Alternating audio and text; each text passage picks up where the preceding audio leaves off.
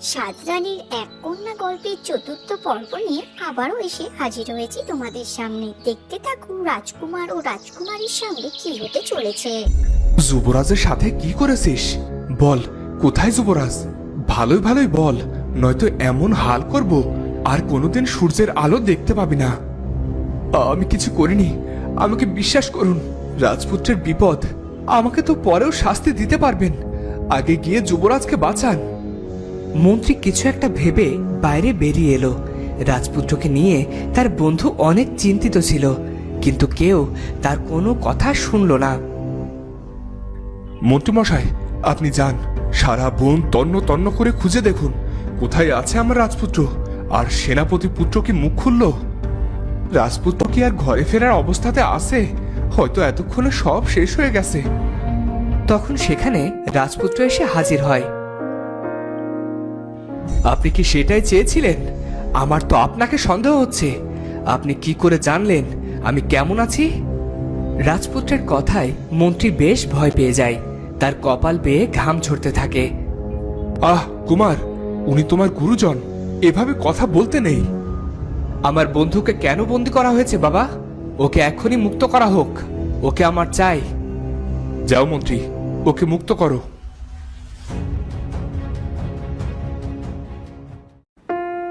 তুমি কোথায় চলে গিয়েছিলে? কি হয়েছিল তোমার সাথে? তুমি ঠিক আছো তো কুমার? জি পিতা, আমি ঠিক আছি। তুমি কোথায় হারিয়ে গিয়েছিলে? আমাকে কেউ কাপুরুষের মতো পেছন থেকে আঘাত করেছিল, তবে আমি এখন অনেকটাই ঠিক আছি। তখন রাজপুত্রের বন্ধু সেখানে এলো, এসেই রাজপুত্রের পিঠে হাত রাখলো। আহ, কি হয়েছে তোমার রাজপুত্র? শোনো, তুমি ওকে ওর কক্ষে নিয়ে যাও, আমি রাজবুদ্ধকে পাঠিয়ে দিচ্ছি।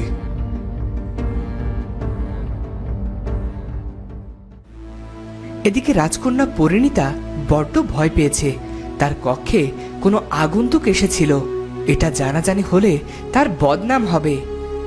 পরিণীতা, কি হয়েছে তোমার? আচ্ছা মা, যাদের মাথায় চুল থাকে না তাদের কি মনও থাকতে নেই? কি বলছো এসব? কি হয়েছে তোমার? কেউ নিশ্চয়ই আমার রাজকন্যাকে কষ্ট দিয়েছে। কষ্ট না তো কি? নিজের নামটা কি বলে যাওয়া যেত না? নাকি পরিচয় দিলে বড্ড ক্ষতি হয়ে যেত? কে পরিচয় দিল না? তুমি কি কোনো স্বপ্ন দেখেছো পরিণীতা? কিছু কিছু সত্যিকে স্বপ্ন ভেবে মেনে নিতে হয়, আর কিছু কিছু স্বপ্নকে বাস্তবে রূপ দিতে ইচ্ছে করে।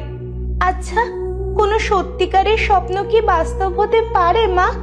নাকি টেকো মেয়েদের স্বপ্ন দেখতে নেই? চুলটাই জীবনে সব নয় পরিণীতা। এত লম্বা চুল দিয়ে কি করবে? চুল দিয়ে দড়ি বানিয়ে কি কাপড় শুকাতে দেবে? নাকি চোর আসলে দড়ির বদলে চুল দিয়ে বেঁধে রাখবে? মা, তুমি কি সুন্দর করে কথা বলো। মানুষ তো বাইরের সৌন্দর্য দেখেই বিচার করে, তোমার মতো করে কেউ ভাবে না। রাজবুদ্ধ চলে যেতেই মহারাজ সেখানে এলেন। তুমি এখন কেমন আছো কুমার? আমি চাই তুমি দ্রুত সুস্থ হয়ে ওঠো, আর তারপর রাজকাজের দায়িত্ব বুঝে নাও। ক্ষমা করবেন মহারাজ, আসলে এতদিন তো জেনে এসেছি রাজ্যে অভিষেক হওয়ার আগে রাজপুত্রদের বিয়ে করানো হয়। তুমি একদম ঠিক জানো, আমি ঘটককে আসতে বলেছি। কোনো সুন্দরী রাজকন্যাই হবে এই পরিবারের রাজবধূ। ওদিকে পরিণীতাকে নিয়ে মহারাজ আর মহারানীর দুশ্চিন্তার শেষ নেই। মেয়ের সারা মাথায় এক গাছি চুলও নেই। কিন্তু ওদিকে পরিণীতাও রাজপুত্রকে দেখার পর কোনো কাজে মন নেই। সে মন খারাপ করে বাগানের এক কোণে বসেছিল। তখন এলো এক সাধু। মন খারাপ কেন রাজকন্যা? যার জন্য তোমার মন এত উতলা সে ভালো আছে। যাকে চিনি না জানি না তার কথা ভাবাও কি পাপ সাধু মহারাজ? না মা, তোমাদের বন্ধন কেউ ভাঙতে পারবে না, আর ভালোবাসা তো পাপ নয়। আমি তো তার যোগ্য নই। সে বীর, আর আমি টেকো রাজকন্যা। কেশিন রাজকন্যার যে কোনো মূল্য নেই। কে বলেছে তুমি কেশিন? প্রকৃত ভালোবাসা পেলে তোমার অভিশাপ কেটে যাবে, তুমি সবার মতো কেশবতী হয়ে যাবে। এসব কি বলছেন সাধু মহারাজ? কিসের অভিশাপ? বড় রানী এক ভিখারিকে কথা দিয়েছিল, ভিখারির দেওয়া ফল খেয়ে যদি কোনো রানী সন্তান সম্ভবা হয় তখন তাকে এত উপহার দেওয়া হবে যে তার আর কোনো কষ্ট থাকবে না। তারপর তারপর কি হলো সাধু মহারাজ? আপনি থামলেন কেন? দয়া করে বলুন। রাজার ঘরে খুশির দিন এলো, বড় রানীর কোলে আলো করে তুমি এলে, অথচ ভিখারির ঘরে তখনও অভাবের অন্ধকার। তার দীর্ঘশ্বাসের কারণে তোমার চুলগুলো হারিয়ে গেছে, তবে প্রকৃত ভালোবাসার পরশে তুমি ঠিক হয়ে যাবে। সেই ভিখারি এখন কোথায় আছে সাধু বাবা? তাকে কেন কোনো উপহার দেয়া হয়নি? সুসংবাদ শুনে সেখানেই আসতে চেয়েছিল, কিন্তু কোনো কারণে তার ঘরে আগুন লেগে যায় আর দরিদ্র ভিখারি মারা যায় অতিরিক্ত বাসনা নিয়ে। সত্যি কি প্রকৃত ভালোবাসা বলে কিছু হয় সাধু মহারাজ? আমি তাকে কেমন করে চিনতে পারবো? কোথায় গেলেন সাধু মহারাজ? কোথায় আপনি? আপনাকে যে কোথাও দেখতে পাচ্ছি না। কোথায় গেলেন আপনি সাধু মহারাজ? কিন্তু পরিণীতা আর কোনো সাড়া পেল না। তবে পরিণীতার মাথায় সাধুর বলা কথাগুলোই ঘুরতে থাকে। ওদিকে রাজপুত্রের পরিণীতার সাথে কাটানো সময়গুলোই মনে পড়ছে, আর সে একাই হাসছে।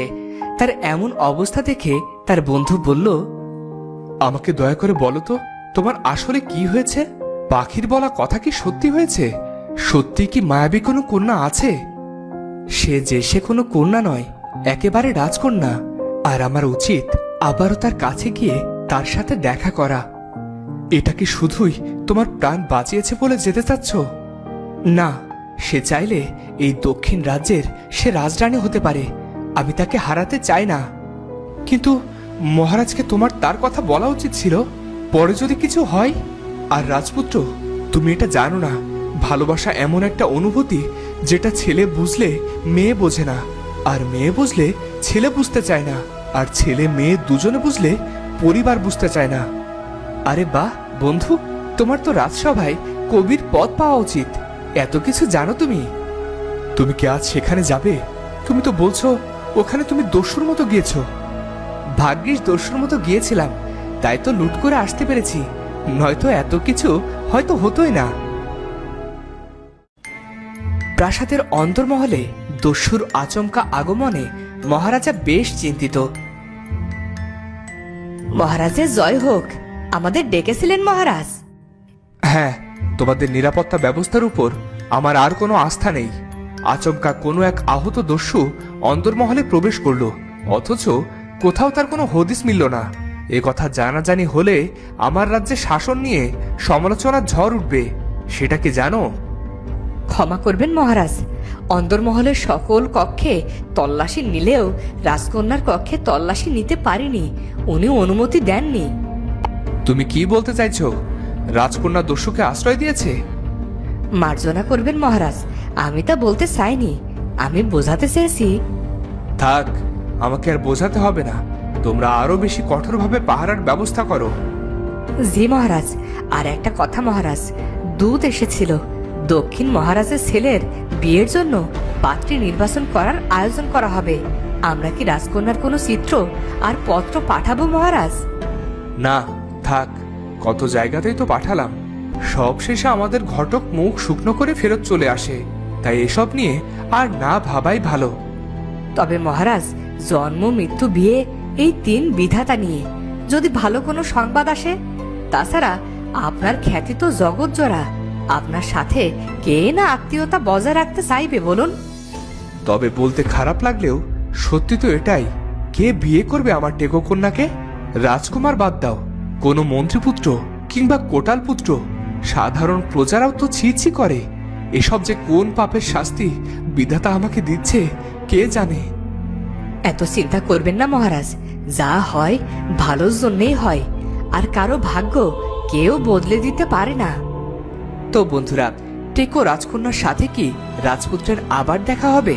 কি করে এক হবে তারা? টেকো রাজকন্যা কি তার জীবনের প্রকৃত ভালোবাসা খুঁজে পাবে? জানতে হলে দেখা হচ্ছে পরের ভিডিওতে। এই গল্পের পঞ্চম পর্ব পেতে আমার চ্যানেলটি সাবস্ক্রাইব করে সঙ্গে থাকুন।